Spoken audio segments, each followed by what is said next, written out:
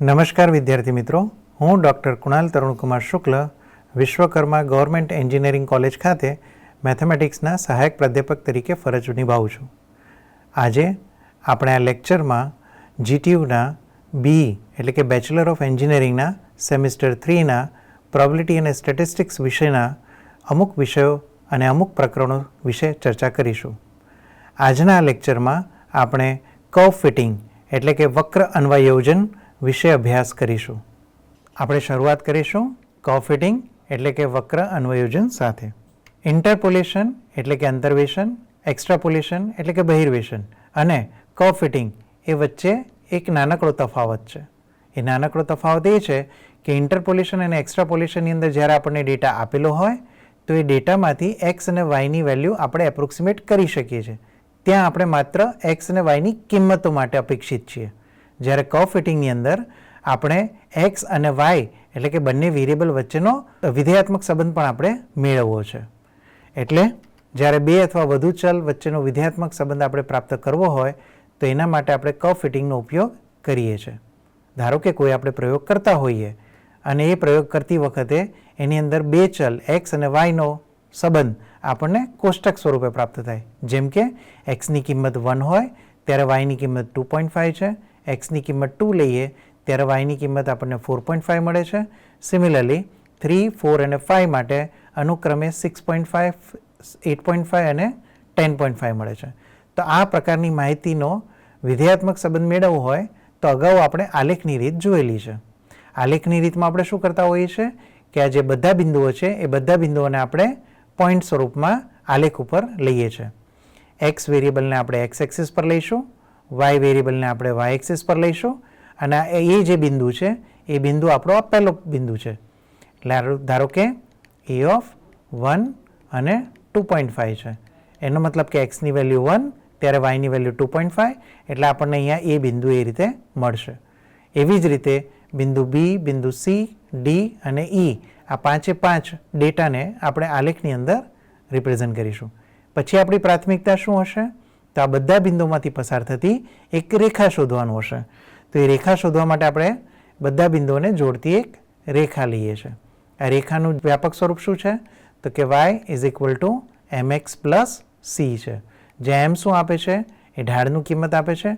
ઢાળની કિંમત શોધવા માટે આપણે શું કરીએ છીએ?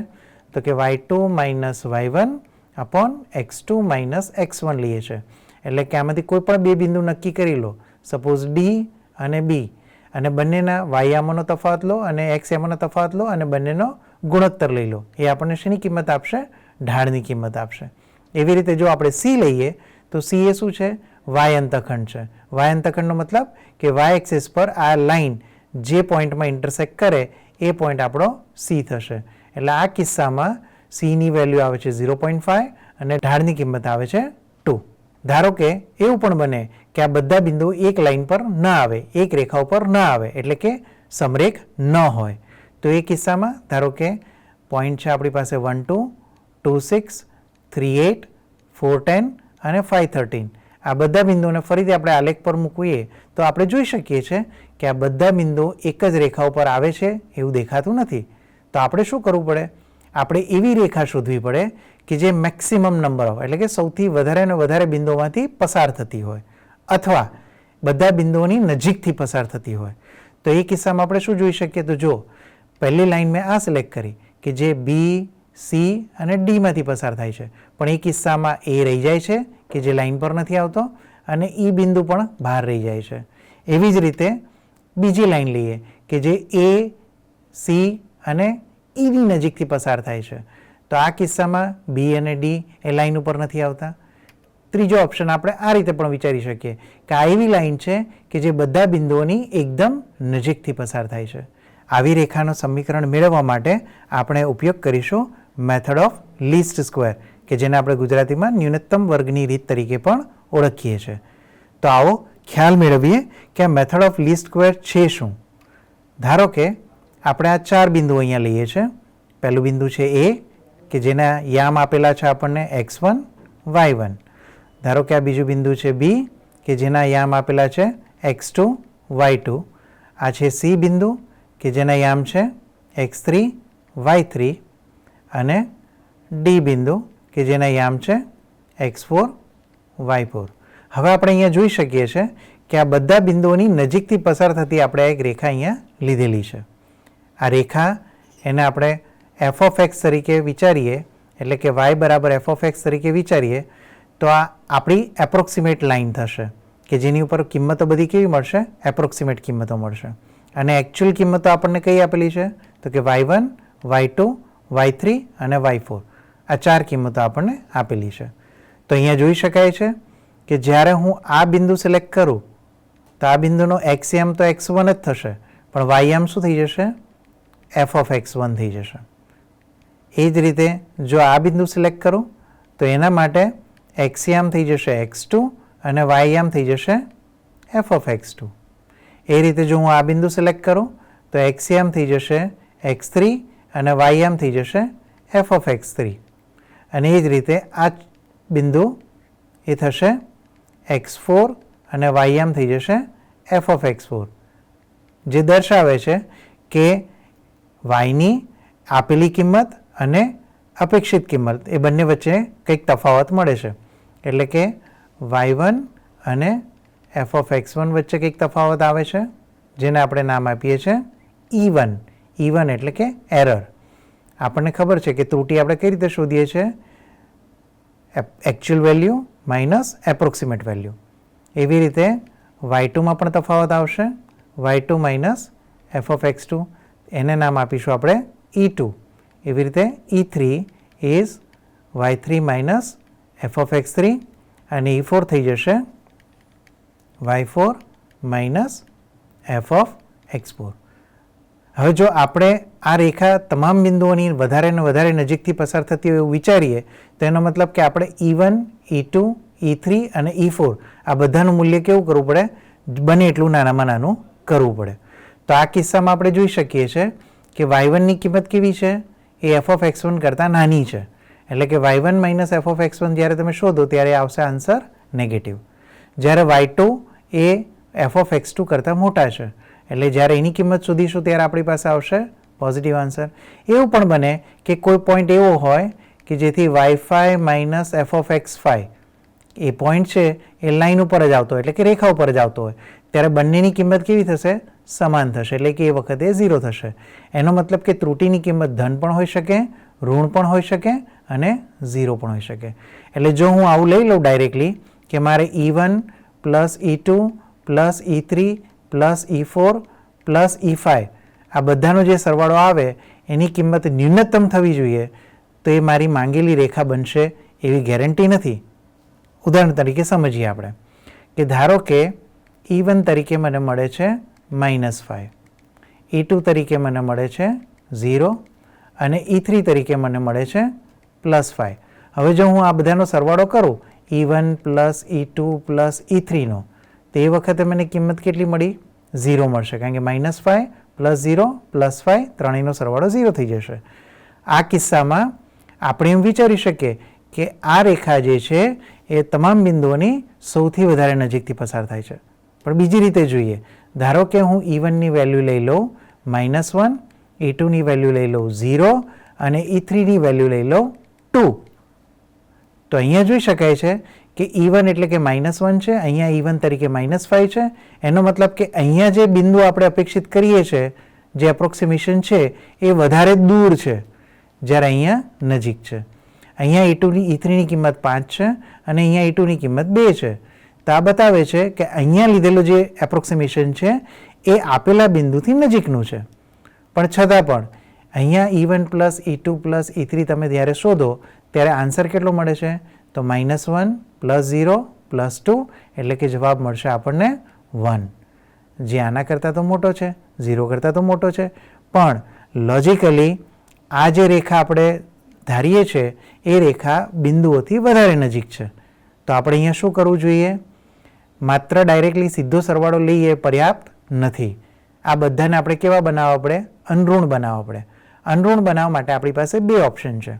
પહેલો ઓપ્શન છે કે બધાની ઉપર આપણે મોડ્યુલસની સાઇન લઈ લઈએ, એટલે કે mod E1 plus mod E2 plus mod E3 plus and so on, જેટલા પણ બિંદુઓ, ધારો કે n નંબર ઓફ બિંદુ છે, ધારો કે આપણને n બિંદુઓ આપેલા છે, તો આ બધાને મોડ્યુલસ લઈ લઈએ અને બધાનો સરવાળો કરીએ અને એ સરવાળાને નામ આપીએ એસ.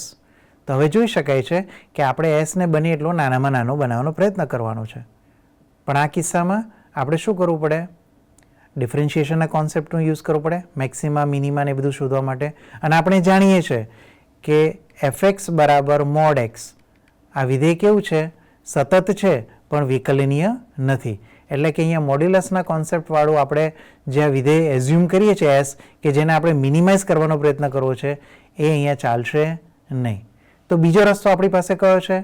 તો બીજી રીતે આપણે કરી શકીએ કે E1નો સ્ક્વેર લઈ લઈએ એટલે એ નોન નેગેટિવ થઈ જશે, E2નો પણ સ્ક્વેર લઈ લઈએ, એવી જ રીતે ENનો પણ સ્ક્વેર લઈ લઈએ. તો આ બધા કેવા થઈ ગયા? નોન નેગેટિવ થઈ ગયા. આ બધા નોન નેગેટિવ નંબર્સને આપણે એડ કરીએ એટલે આપણી પાસે મળશે એસ. એટલે આ એસ જે વિધેય છે એને હું કઈ રીતે લખી શકું? S is equal to summation I બરાબર 1 to n EI સ્ક્વેર તરીકે લખી શકું. પણ આ EI છે શું? તો EI એ છે આપણી પાસે y અને fx વચ્ચેનો ડિફરન્સ. એટલે હું અહીંયા 1 to n અહીંયા લખી શકું yi minus f of xi અને આખાનો વર્ગ. આ રીતે હું આ એસ વિધેય વ્યાખ્યાયિત કરી શકું. હવે જો આ એસ મિનિમાઇઝ થઈ ગયું તો એનો મતલબ શું થઈ ગયો? કે આપેલી જે રેખા છે એ તમામ બિંદુની સૌથી નજીકથી પસાર થાય છે. તો આ વસ્તુ આપણે જોવા માટે આગળ વધીએ. તો અહીંયા આપણને એસ વિધેય જે મળ્યું છે એ કયું છે? સમેશન વાયઆઈની બદલે હવે હું લખું છું વાય, કારણ કે અહીંયા ઇન્ડેક્સ લખવાનું બંધ કરું છું. એટલે વાય માઇનસ fxi ની બદલે લખું છું f of x. જે f of x તરીકે આપણે શું કરીએ છીએ? f of x તરીકે લઈએ છીએ a પ્લસ bx. કેમ? કારણ કે મારે એને વિધેય તરીકે જે વિધેયાત્મક સંબંધ મારે મેળવવો છે એ કયો વિચારું છું? હું સુરેખ વિધેયાત્મક સંબંધ વિચારું છું. એટલે અહીંયા fx તરીકે હું શું લઈશ? a પ્લસ bx લઈશ, કે જે રેખાનું વ્યાપક સમીકરણ છે. એટલે આ થઈ જશે સમેશન y માઇનસ fxની જગ્યાએ આવી જશે a પ્લસ bx હોલ સ્ક્વેર.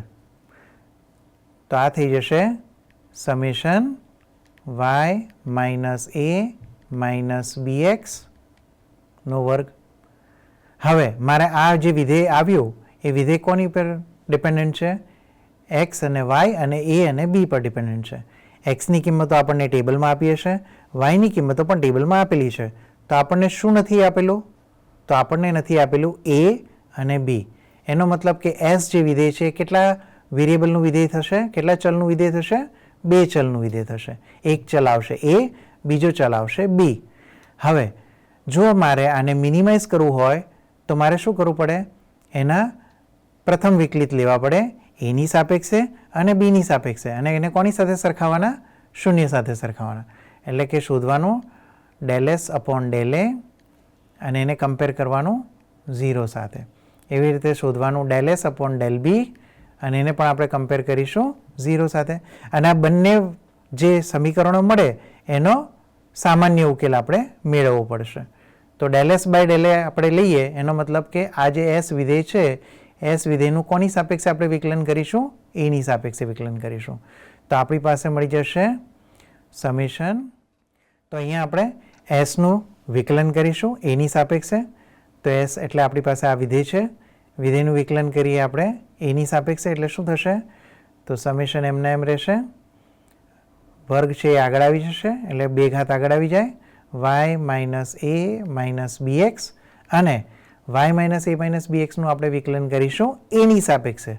એટલે yનું થઈ જશે 0, bxનું થઈ જશે 0, aનું થશે 1.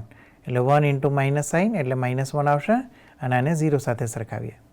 એ જ રીતે જો આપણે એસનું વિકલન b ની સાપેક્ષે કરીએ તો શું થશે? ફરીથી 2 ઘાત તો આગળ આવશે જ, y minus a minus bx અને b ની સાપેક્ષે કરીએ છીએ એટલે y અને a નું 0 થઈ જશે અને માઇનસ bxનું આવશે માઇનસ x, કારણ કે આપણે b ની સાપેક્ષે કરીએ છીએ, ઇક્વલ ટુ 0. હવે -2 એ સામેની સાઈડ જશે એટલે 0 upon -2 કેટલા થઈ જાય? 0 થઈ જાય. એટલે આપણી પાસે અહીંયા વધશે sigma y minus a sigma 1 minus b sigma x. કેમ સિગ્માની વેલ્યુ x અને y પર જ લાગી, a b પર નહીં? કારણ કે એક્સ અને વાયની કિંમતો આપણને ટેબલમાં એટલે કે કોષ્ટક સ્વરૂપે આપેલી છે, જ્યારે એ અને બીની કિંમતો આપણે શોધીશું, જે અહીંયા ચલ તરીકે કામ કરે છે. ઇક્વલ ટુ શું થઈ જશે? 0 થઈ જશે. એવી જ રીતે સામેની સાઈડ શું આવશે? તો ફરીથી -2 સામેની સાઈડ 0 થઈ જાય.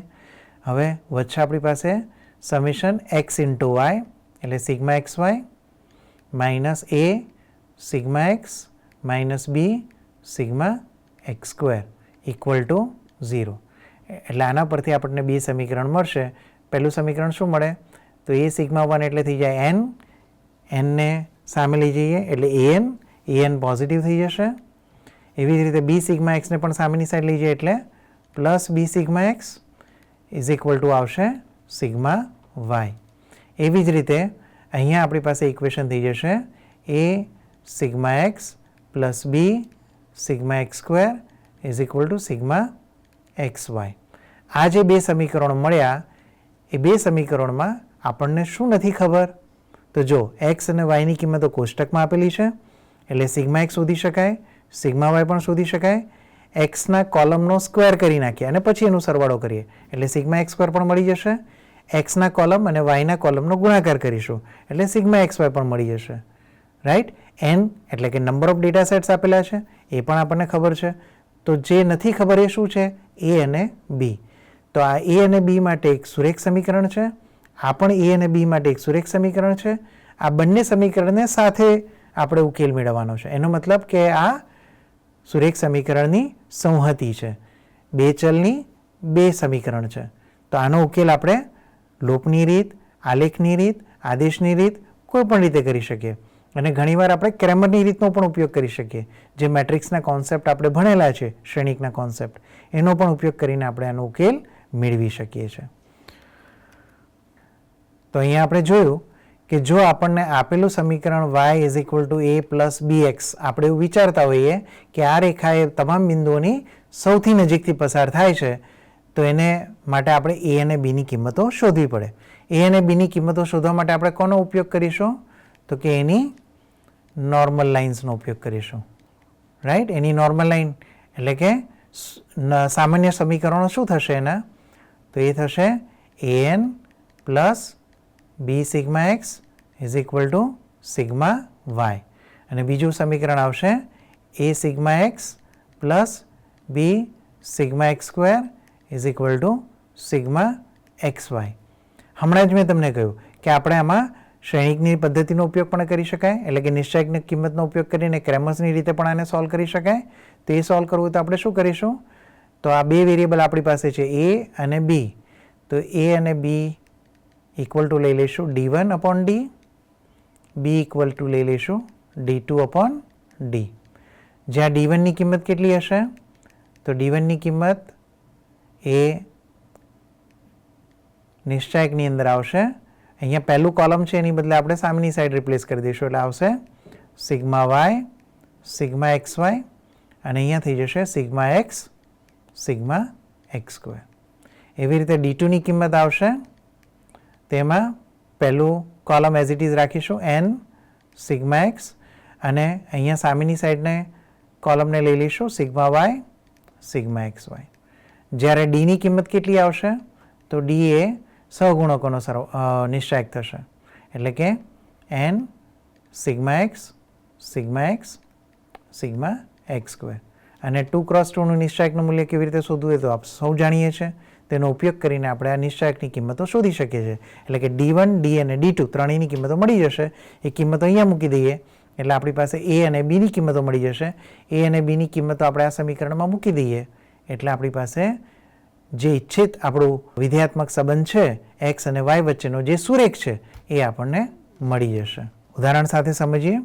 ધારો કે આપણને અહીંયા એક્સ અને વાયની કિંમતો આ રીતે આપેલી છે કોષ્ટક સ્વરૂપે, જ્યાં એક્સની કિંમત 1 છે, વાયની કિંમત 3 છે, એક્સની કિંમત 2 ત્યારે વાય 5, 3 હોય ત્યારે 7, 4 હોય ત્યારે 9, 5 હોય ત્યારે 11 છે. તો અહીંયા શરૂઆત આપણે ક્યાંથી કરીશું? તો રેખાના વ્યાપક સમીકરણથી. રેખા y is equal to a પ્લસ bx. આનો હું નંબર આપી દઉં છું 1.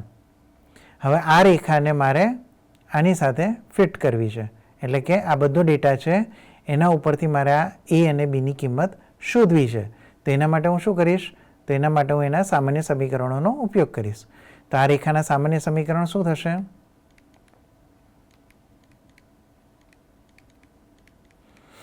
સામાન્ય સમીકરણ થશે an plus B sigma x is equal to sigma y a sigma x plus B sigma x square is equal to sigma x y. હવે આ બધાની કિંમતો આપણે શોધવી પડશે. તે બધાની કિંમતો આપણે શોધવા માટે શું કરીશું? ટેબલ બનાવીશું. ટેબલમાં મેં અહીંયા લઈ લીધી છે એક્સની કિંમતો લઈ લીધી છે, વાયની કિંમતો લઈ લીધી છે અનુક્રમે. તો એક્સની કિંમત 1 હોય ત્યારે વાયની કિંમત 3 છે, 2 હોય ત્યારે વાયની કિંમત 5 છે, 3 હોય ત્યારે એની કિંમત છે 7, 4 હોય ત્યારે કિંમત છે 9, 5 હોય ત્યારે કિંમત છે 11. તો હવે હું શું શોધીશ? એક્સ ઇન્ટુ એક્સ એટલે કે એક્સ સ્ક્વેર શોધીશું. તો એક્સ સ્ક્વેર તરીકે આપણી પાસે શું આવશે? તો 1નો સ્ક્વેર થશે 1, 2નો સ્ક્વેર થશે 4, 3નો સ્ક્વેર થશે 9, 4નો સ્ક્વેર થશે 16 અને 5નો સ્ક્વેર થશે 25. એવી રીતે એક્સ ગુણાકારમાં વાયની કિંમત પણ આપણે શોધવી પડશે. તો 1 ઇન્ટુ 3 આ એક્સનું કોલમ છે, આ વાયનું કોલમ છે. બંનેના કોલમનો શું કરીશું? આપણે ગુણાકાર કરીશું. તો 1 ઇન્ટુ 3 અહીંયા આપણી પાસે આવશે 3, 2 5 10 થઈ જશે, 7 3 21 આવશે, 9 4 36 અને 11 5 55. એટલે આ બધા કોલમ આપણને મળી ગયા. એક્સનું મળી ગયું, વાયનું મળી ગયું, એક્સ સ્ક્વેર મળી ગયું, એક્સ વાય મળી ગયું. તો હવે અહીંયા એક્સની કિંમતોનો સરવાળો લઈએ તો આપણી પાસે સરવાળો કેટલા થશે? 5 + 4 9 + 3 12 + 2 14 + 1 15. એટલે અહીંયા આપણી પાસે સિગ્મા એક્સ તરીકે કોણ આવશે? 15 આવશે. સિગ્મા વાય તરીકે શું આવશે?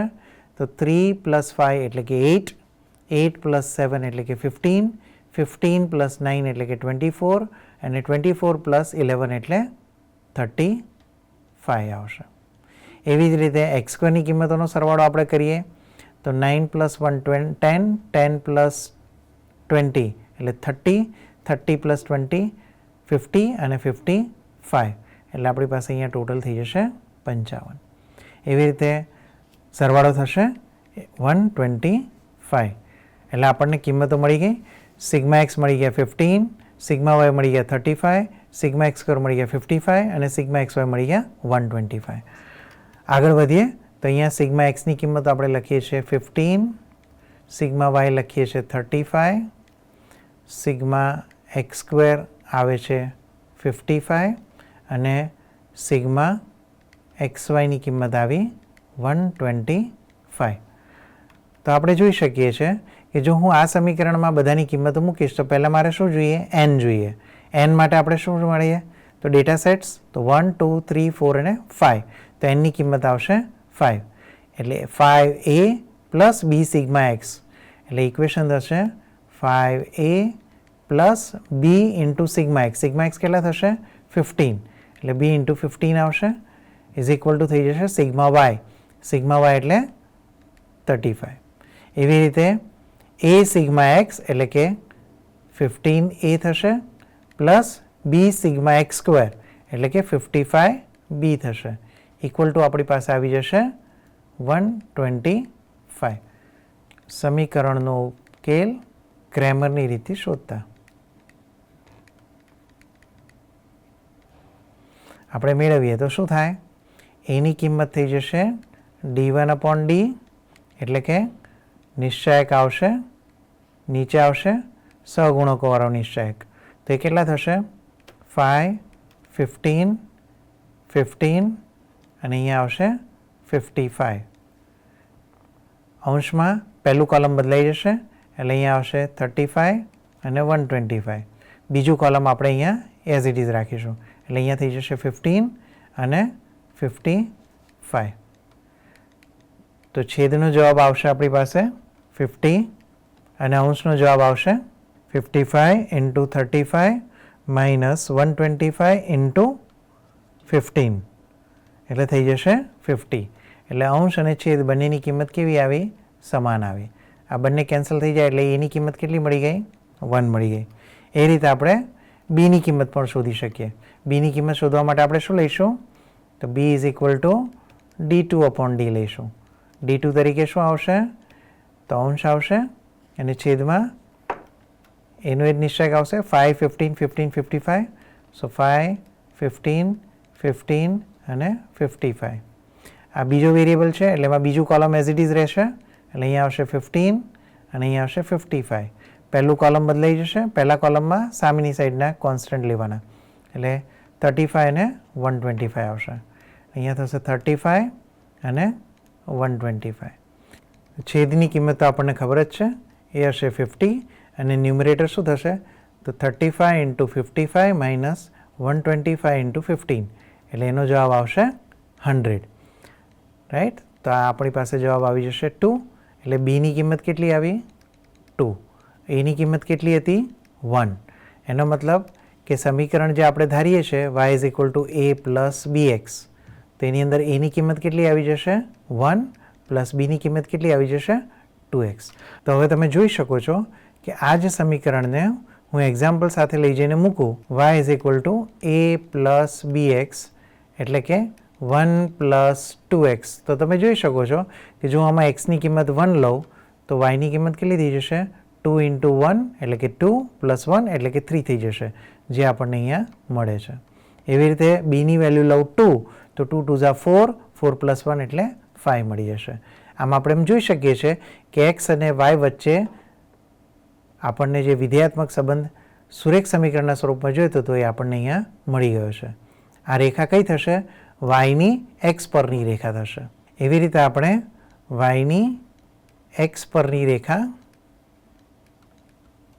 કે જે આપણે શોધી છે અને xની y પરની રેખા પણ આપણે મેળવી શકીએ. વધુ એક એક્ઝામ્પલ સાથે આપણે આગળ વધીએ. અહીંયા આપણને x અને yની કિંમતો આ સ્વરૂપે આપેલી છે. xની કિંમત છે 1, 2, 3, 4, 5 and 6. કોરસ્પોન્ડિંગ yની કિંમતો આપણને આપેલી છે 22, 24, 26, 28, 30 and 32. હવે ફરી આપણે રેખાનું સમીકરણ લઈએ તો રેખાનું સમીકરણ શું થશે? y is equal to a plus bx થશે અને એની સામાન્ય રેખાઓ કઈ થશે? સામાન્ય સમીકરણ તો અહીંયા થશે an plus b sigma x is equal to sigma y, a sigma x plus b sigma x square is equal to sigma xy. જો યાદ રાખવા માટે તમારે સિમ્પલ કરવાનું છે કે આ જે સમીકરણ આપેલું છે એ સમીકરણ ઉપર સમીશનની સાઇન પહેલાં લઈ લેવાની બંને બાજુ સમીશન લો તો અહીંયા શું આવશે? સિગ્મા વાય આવશે. એટલે સિગ્મા વાય આ બાજુ આવી ગયા આપણને અને અહીંયા થશે a સિગ્મા 1 એટલે કે an અને b સિગ્મા x આવશે. અને જો બીજી ઇક્વેશન લાવી હોય તો પહેલાં આપણે શું કરીશું? પહેલા સમીકરણને x સાથે મલ્ટીપ્લાય કરી દઈશું અને ફરીથી બંને બાજુ આપણે સમીશનની સાઇન લઈ લઈએ એટલે આપણી પાસે આ સમીકરણ આવી જશે. એટલે આને યાદ રાખવા માટે વધુ શ્રમ કરવો પડશે નહીં. હવે ટેબલ પરથી કિંમતો મેળવીશું. તો અહીંયા આપણી પાસે x અને yની કિંમતો આપેલી છે. આપણે બીજા બે કોલમ જોઈશે. કોના જોઈશે? x² અને xyના કોલમ જોઈશે. xની વર્ગની કિંમતો થશે 1નો સ્ક્વેર 1, 2નો સ્ક્વેર 4, 3નો સ્ક્વેર 9, 4નો સ્ક્વેર 16, 5નો સ્ક્વેર 25, 6નો સ્ક્વેર 36 થઈ જશે. એવી રીતે x ઇન્ટુ yની કિંમતોનો મલ્ટીપ્લાય કરીએ આપણે તો શું થશે?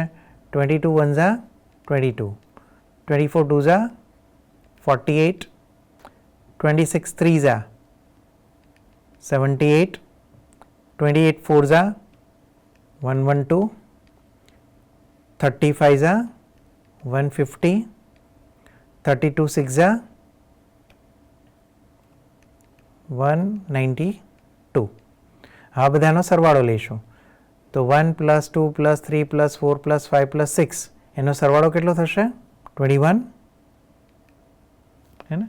એના પછી બીજા કોલમનો સરવાળો થશે 162, ત્રીજા કોલમનો સરવાળો થશે 91 અને xyનો સરવાળો થશે અને xyનો સરવાળો થશે 602. તો આ રીતે આપણને બધાની કિંમતો મળી રહેશે.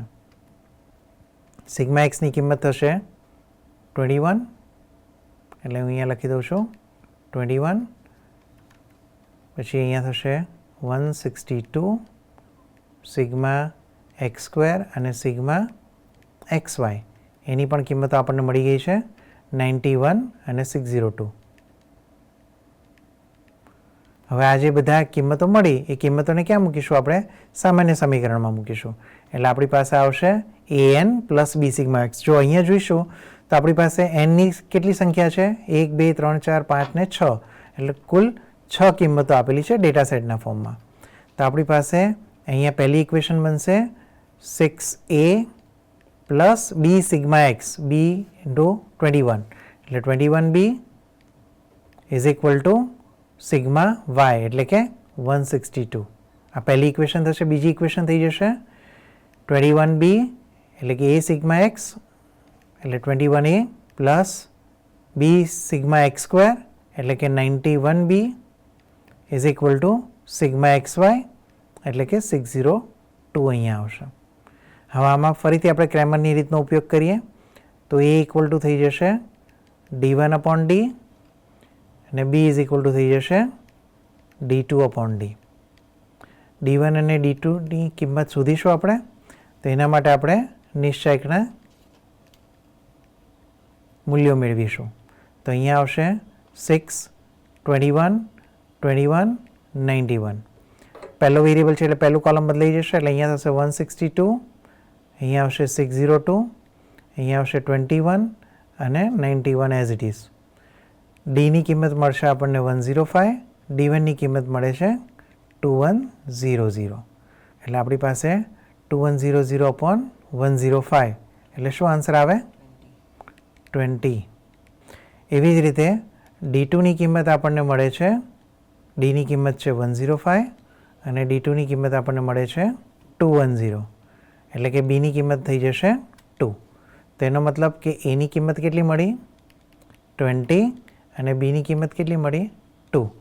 આની કિંમત આપણે સમીકરણમાં મૂકીએ તો આપણી પાસે y is equal to a પ્લસ bx છે, એટલે કે એની કિંમત આપણી પાસે આવી છે 20 અને બીની કિંમત આપી છે 2.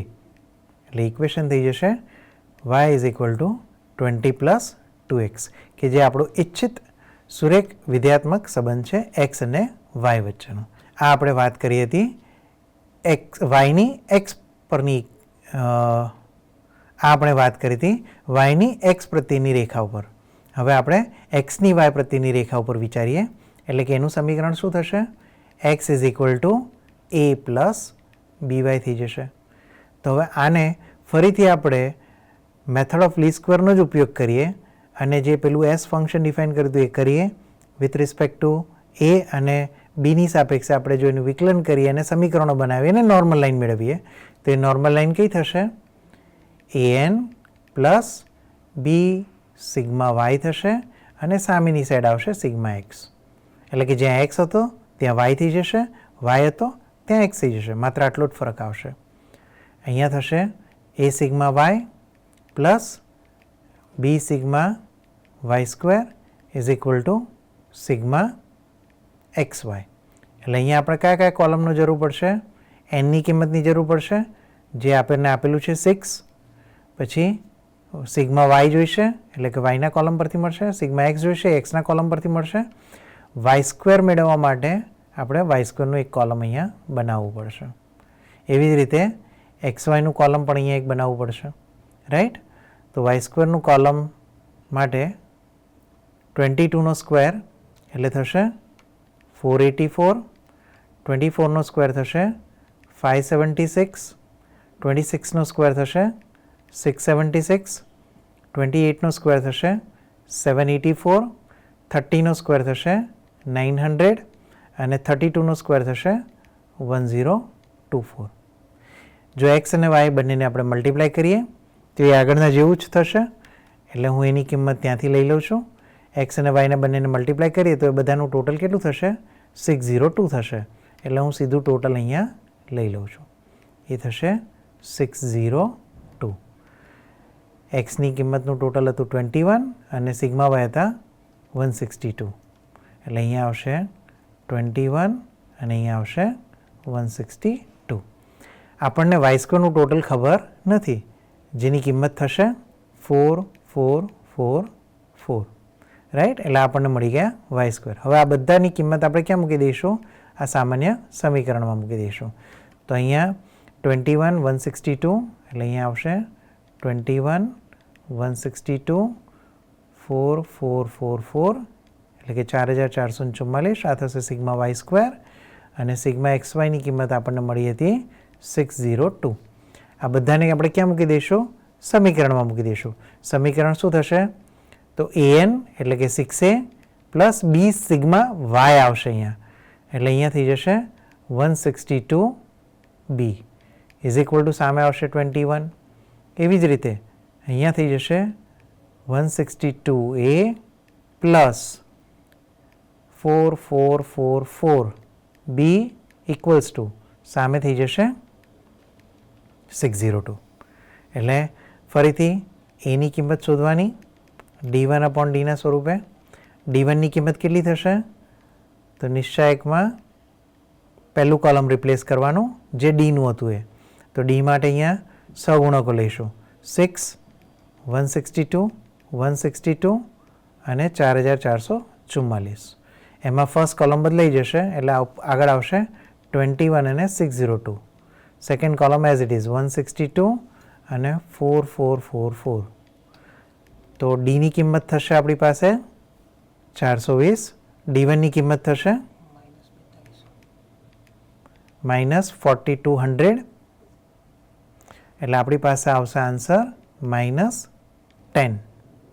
એવી જ રીતે આપણે બીની કિંમત શોધવાનો પ્રયત્ન કરીએ તો બી ઇક્વલ ટુ થઈ જશે d2/d, કે જ્યાં ડીની કિંમત તો એ જ આવશે, કઈ 420. એટલે અહીંયા થઈ જશે 420 અને ન્યુમરેટરમાં આપણી પાસે આવશે બીજું કોલમ બદલી નાખવાનું અને એનું નિશ્ચાયકનું મૂલ્ય શોધીશું તો આપણને આવશે 210. એટલે અહીંયા આપણી પાસે જવાબ આવી જશે 0.5. એટલે કે બીની કિંમત આવી 0.5, એની કિંમત આપણને મળી હતી -10. તો એનો મતલબ કે x is equal to a plus b વાયમાં જો આપણે કિંમતો મૂકીએ તો એની જગ્યાએ આવશે -10, બીની જગ્યાએ આવશે 0.5 વાય. આ શું થઈ ગયું? એક્સની વાય પરની સુરેખ સમીકરણ થઈ ગયું. ધારો કે આપણે એક વધુ એક્ઝામ્પલ લઈએ જેમાં સમીકરણ લઈએ છીએ જેમાં એક્સની કિંમતો અને વાયની કિંમતો કંઈક આ રીતે આપેલી છે. એક્સની કિંમતો આપણને આપેલી છે -1 0 1 3 5 અને 7. જરૂરી નથી કે આપણને જે ડેટા આપેલો હોય એ ઇક્વલી સ્પેસ્ડ એટલે કે સમાન અંતરે જ આપેલો હોય, રાઈટ. એટલા માટે આપણે એક રેન્ડમ એક્ઝામ્પલ બીજો લઈએ છીએ. અહીંયા વાયની કિંમતો આપણે લઈએ છીએ 7 9 11 13 16 અને 20. બરાબર. એટલે કે એક્સ અને વાયની કિંમતો આપણને મળી ગઈ. હવે પહેલાં મારે શું કરવું પડે? સમીકરણ લખવું પડે. તો સમીકરણ શું થશે? Y is equal to a પ્લસ bx, કે જે સમીકરણ મારે અહીંયા ફિટ કરવું છે. તો આના માટે મારી નોર્મલ લાઈન શું થશે? an plus b sigma x is equal to sigma y. બીજી ઇક્વેશન આવશે a sigma x square a sigma x plus b sigma x square is equal to sigma x y. હવે આ બધી કિંમતો શોધવા માટે મારે શું કરવું પડશે? ટેબલ બનાવવું પડશે. તો ટેબલ તરીકે શું આવશે મારી પાસે? તો અહીંયા પહેલું કોલમ આવશે એક્સનું, બીજું કોલમ આવશે વાયનું, ત્રીજું જોઈશે એક્સ સ્ક્વેરનું, નેક્સ્ટ જોઈશે એક્સ વાયનું. તો એક્સના કોલમમાં વેલ્યુઝ આવશે -1 0 1 3 5 અને 7. એવી રીતે વાયની કિંમત આવશે 7 9 11 13 16 અને 20. હવે જો એક્સ સ્ક્વેરની કિંમતો શોધવી હોય તો શું કરવું પડે? એક્સના કોલમનો વર્ક કરવાનો. એટલે -1નો સ્ક્વેર થઈ જશે 1, 0નો સ્ક્વેર થશે 0, 1નો સ્ક્વેર થશે 1, 3નો સ્ક્વેર થશે 9, 5નો સ્ક્વેર થશે 25, 7નો સ્ક્વેર થશે 49. એવી રીતે XY માટે કરવાની પ્રોસેસ, એટલે કે X અને Yના કોલમનો ગુણાકાર કરતું જવાનું. તો અહીંયા આવશે 7 × -1 એટલે -7, 0 × 9 એટલે 0, 11 × 1 11, 13 × 3 39, 16 × 5 80, 20 × 7 140 થશે. હવે આ બધા કોલમનું મારે શું કરવું પડે? ટોટલ કરવું પડે, કારણ કે મારે શોધવાનું છે શું? Sigma x, sigma x y, sigma x square અને સિગ્મા વાય. તો સિગ્મા એક્સ એટલે કે એક્સના કોલમનું ટોટલ થશે 15, વાયના કોલમનું ટોટલ થશે 76, એક્સ સ્ક્વેરનું ટોટલ થશે 85 અને એક્સ વાયનું ટોટલ થશે 263. તો આમ આપણને આ ચારે ચાર કિંમતો મળી ગઈ. હવે આ ચારે ચાર કિંમતો ક્યાં મૂકવાની? તો આ સમીકરણમાં મૂકવાનું. એટલે શું થશે? અહીંયા પહેલું સમીકરણ થઈ જશે an, એટલે 6 સંખ્યા છે ડેટા સેટની, એટલે અહીંયા આવશે 6a plus b sigma x એટલે કે 15b થશે, ઇક્વલ્સ ટુ કેટલા થશે? Sigma y. સિગ્મા વાય એટલે આપણી પાસે આન્સર આવશે 76. એવી જ રીતે સિગ્મા એક્સ એટલે 15, a સિગ્મા એક્સ સ્ક્વેર એટલે 85, b ઇક્વલ્સ ટુ થઈ જશે 263. તો આના પરથી આપણને કિંમતો મળશે a અને bની. તો sigma 6a 15b, 6a 15b 76, 15 85 263, 15 85 263. તો હવે આપણે આ બે સમીકરણોનો ઉકેલ મેળવીશું, જેમાં એની કિંમત આપણને મળશે d1/d ના સ્વરૂપે અને બીની કિંમત આપણને મળશે d2/dના સ્વરૂપે. ડીની કિંમત આપણને અહીંયા નિશ્ચાયકના સ્વરૂપે જ આપણે મેળવવાનો પ્રયત્ન કરીએ અને એવી રીતે d1ની કિંમત મેળવીએ. તો ડિનોમિનેટરમાં શું આવશે? 6, 15, 15 અને 85. એવી જ રીતે અહીંયા બીમાં પણ ડિનોમિનેટરમાં એનું જ આવશે 6, 15, 15 અને 85. ન્યુમરેટરમાં અહીંયા પહેલામાં પહેલું કોલમ બદલાશે અને બીજામાં બીજું કોલમ બદલાઈ જશે. તો પહેલામાં પહેલું કોલમ બદલાય તો શું આવશે? 76, 263, 15 અને 85 એઝ ઇટ ઇઝ.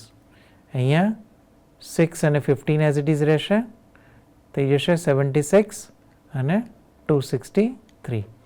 તો d1ની કિંમત મળશે આપણને, d1ની કિંમત મળશે આપણને 2515 અને d2ની કિંમત આપણને મળશે 438. જ્યાં ડિનોમિનેટરમાં ડીની કિંમતો બંને જગ્યાએ સમાન રહેશે, જે છે 285. એનો મતલબ કે એની કિંમત આપણને કંઈક અંશે મળશે, આ ભાગાકાર કરીશું એટલે આપણી પાસે એની કિંમત કંઈક આવશે 8.825 અને બીની કિંમત આવશે 1.537. એટલે સમીકરણ શું થઈ જશે? y = a + bx. એની કિંમત 8.825, બીની કિંમત 1.537x. એટલે આપણું શું થઈ ગયું? બેસ્ટ ફિટેડ રેખાનું સમીકરણ થઈ ગયું. જો આજના લેક્ચરમાં આપણે શું જોયું? તો આપણે એ જોયું કે જ્યારે પણ ડેટા સેટ્સ કોઈ પણ આપણને આપેલો હોય એને આપણે રેખીય સ્વરૂપમાં વિધેયાત્મક સંબંધ મેળવવો હોય તો શું કરી શકાય? તેના માટે આપણે શું કરીએ છીએ? y = a + bx ઇક્વેશન ધારણ કરીએ છીએ. એની આપણે શું લઈએ છીએ? સામાન્ય સમીકરણ લઈએ છીએ, એટલે કે નોર્મલ લાઇન્સ લઈએ છીએ. એ શું મળે છે આપણને? તો કે an + b sigma x = sigma y અને a sigma x plus B sigma x square is equal to sigma x Y આ સ્વરૂપે મળે છે. હવે આ જે મળે છે કિંમતો એ એક્સ અને વાયનું જે આપણને ટેબલ આપેલું હોય એ ટેબલ પરથી આપણે sigma x square, sigma x Y આ બધાની કિંમતો મેળવીએ છીએ અને બધી કિંમતો અહીંયા મેળવી અને આની અંદર મૂકી દઈએ છીએ. એટલે આ જે સમીકરણ મળે એમાંથી આપણે એની કિંમતો શોધીએ છીએ, બીની કિંમત શોધીએ છીએ. ક્રેમરની રીતનો ઉપયોગ કરીએ તો D1 અપોન ડીનો ઉપયોગ કરી અને D2 અપોન ડીનો ઉપયોગ કરીને આપણને બે સંખ્યાઓ મળે છે. આ બંને સંખ્યાઓની કિંમત આપણે ફરી ક્યાં મૂકી દઈએ છીએ? y ઇક્વલ ટુ a પ્લસ bx ઇક્વેશનમાં મૂકી દઈએ છીએ. એટલે આપણને જે જોઈતો વિધેયાત્મક સંબંધ છે એ આપણને પ્રાપ્ત થાય છે. આના માટે આપણે શેનો ઉપયોગ કરીએ છીએ?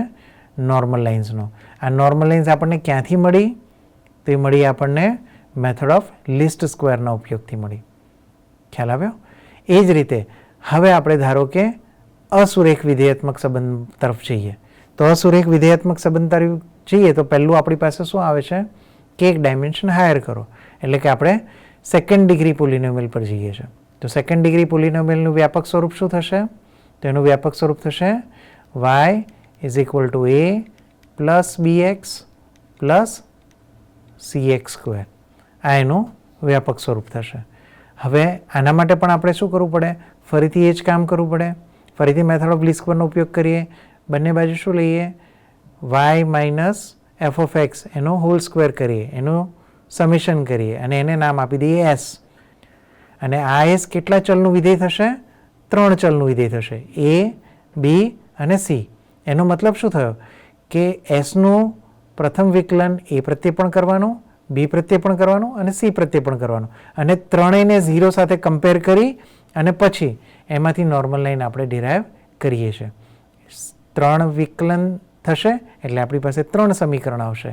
એ 3 સમીકરણ પરથી આપણને જે નોર્મલ લાઇન્સ મળે છે એ નોર્મલ લાઈન કઈ થશે? તો ફરીથી એનું એ જ કામ કરીએ છીએ આપણે અહીંયા. Extended concept an plus B sigma x plus c sigma x square is equal to sigma y. શું કર્યું? તો સમીકરણમાં પહેલાં ડાયરેક્ટલી સિગ્મા એપ્લાય કરી દીધા બંને બાજુ. એટલે આપણી પાસે આ સમીકરણ પહેલું મળી છે. બીજા સમીકરણ માટે આપણે શું કરીએ? તો પહેલાં આખા સમીકરણને કોની સાથે મલ્ટીપ્લાય કરીશું? એક્સ સાથે મલ્ટીપ્લાય કરીશું અને પછી સમેશનની સાઇન લઈશું. તો આપણી પાસે અહીંયા થઈ જશે a sigma x plus B sigma x square plus c sigma x cube is equal to sigma x y. હજી એક સમીકરણ મેળવવા માટે ફરીથી એક સાથે મલ્ટીપ્લાય કરીએ તો અહીંયા આવશે a sigma x square plus B sigma x cube plus c sigma x raise to 4 is equal to sigma x square y થઈ જશે. હવે આ શું થયું? 3 સુરેખ સમીકરણ થયા અને ત્રણેયની એક સાથે સામાન્ય ઉકેલ આપણે મેળવીશું. એનો મતલબ કે 3 સમીકરણ 3 ચલમાં અને એ પણ સુરેખ છે એટલે આ સુરેખ સંહતિ થશે જેનો ઉકેલ આપણે આલેખની રીત, આદેશની રીત, લોપની રીત ગમે તે રીતે કરી શકીએ પણ આપણે અહીંયા પ્રિફર કરીશું ક્રેમરની રીત. ક્રેમરની રીતમાં એક્સટેન્ડેડ કોન્સેપ્ટ છે. પહેલામાં 2x2 મળતા હતા, આમાં 3x3 ડિટર્મિનન્ટ મળશે. કેટલા વેરિયેબલ છે? 3. તો અહીંયા આવશે a, b, c 3 વેરિયેબલ છે. અહીંયા એમાં થશે d1 અપોન d, બીમાં થશે d2 અપોન d અને સીમાં થશે d3 અપોન d. આ જે d છે ડિનોમિનેટરમાં છે એને કેવી રીતે શોધવાના? તો ડીને શોધવા માટે આપણે 3x3 ડિટર્મિનન્ટ લઈશું કે જેમાં કિંમતો ક્યાંથી ભેગી કરીશું? તો a, b અને cના સહગુણકો પરથી લઈશું. તો એના સહગુણકો, બીના સહગુણકો અને સીના સહગુણકો કોલમ તરીકે આવશે. એટલે અહીંયા થઈ જશે n સિગ્મા એક્સ સ્ક્વેર, બીજી વખત થશે sigma x square, sigma x cube, ત્રીજું આવશે sigma x square, sigma x cube અને સિગ્મા એક્સ રેઝ ટુ 4. હવે d1, d2 અને d3 આ આપણે કઈ રીતે મેળવીશું?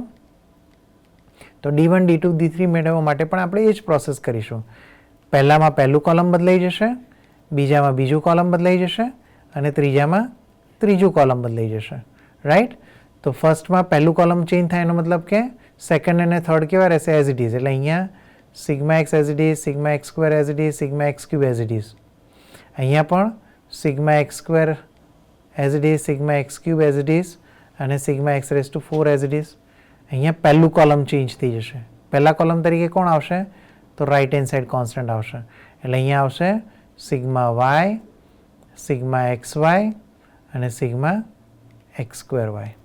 એવી જ રીતે સામેની સાઈડના જે કોન્સ્ટન્ટ છે એ D2માં કઈ જગ્યાએ આવશે? સેકન્ડ પ્લેસ પર આવશે. ફર્સ્ટ કોલમ અને થર્ડ કોલમ ડી જેવા જ એઝ ઇટ ઇઝ રહેશે. એવી રીતે D3 વખતે રાઇટ હેન્ડ સાઇડ કોન્સ્ટન્ટ ક્યાં આવી જશે? થર્ડ કોલમમાં આવી જશે. ફર્સ્ટ કોલમ અને second column as it is રહેશે. રાઈટ? એટલે એ જ રીતે આપણે આનો ઉકેલ મેળવી શકીએ. D1 મળી ગયા, D2 મળી ગયા, D3 મળી ગયા અને D મળી ગયા. આ ચારેયની કિંમતોનો ઉપયોગ કરીને આપણે A, B અને Cની કિંમત મેળવી શકીએ. આ A, B અને C ઉપર આપેલું સમીકરણ જે છે y is equal to a plus b plus c x square, એની અંદર ત્રણેયની કિંમતો મૂકી દેવાની. એટલે આપણને best fitted second degree polynomial એટલે કે દ્વિઘાત સમીકરણ મળશે. વધુ એક ઉદાહરણ સાથે આપણે આગળ વધીએ. અહીંયા આપણે એક સેકન્ડ ડિગ્રી પોલિનોમિયલ એટલે કે દ્વિઘાત સમીકરણને ફિટ કરવાનો ટ્રાય કરીએ છીએ. દ્વિઘાત સમીકરણનું વ્યાપક સ્વરૂપ શું થશે? y is equal to a plus b x plus c x square થશે. રાઈટ? એટલે અહીંયા શું આવશે આપણી પાસે? નોર્મલાઇઝ તરીકે તો an plus B sigma x plus c sigma x square is equal to sigma y આવશે. પહેલી equation a sigma x plus B sigma x square plus c sigma x cube is equal to sigma x y આવશે.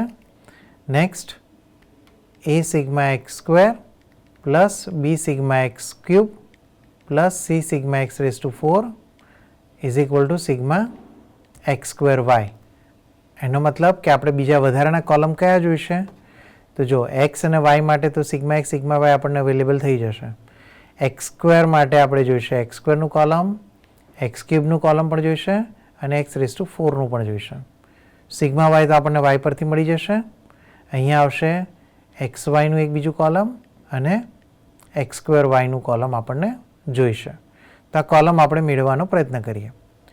પહેલાં x સ્ક્વેરનું column લઈએ તો અહીંયા આવશે 1, 4, 9, 16 અને 25. કેમ? કારણ કે આપણે એક્સના કોલમનો સ્ક્વેર કરીએ. ક્યુબ કરીએ તો 1નો ક્યુબ શું થઈ જશે? 1. અહીંયા આવશે 8, 3નો ક્યુબ થશે 27, અહીંયા થશે 64, 5નો ક્યુબ થશે 125. એવી રીતે એક્સ રેઝ ટુ 4 પાવર શોધવા માટે આપણે શું કરીશું?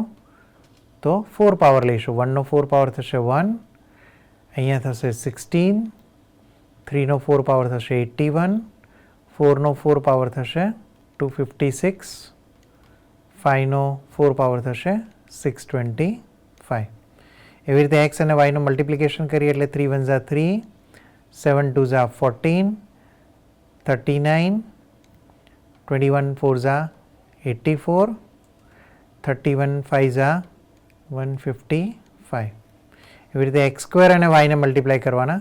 એટલે આ એક્સ સ્ક્વેરનું કોલમ છે, આ વાયનું કોલમ છે, બંનેને મલ્ટીપ્લાય કરી દઈએ તો 1 × 3 થશે 3, 7 4 ઝા થશે 28, પછી 13 9 ઝા થશે 117, પછી 21 × 16 થશે 336 અને 31 × 25 થશે 775.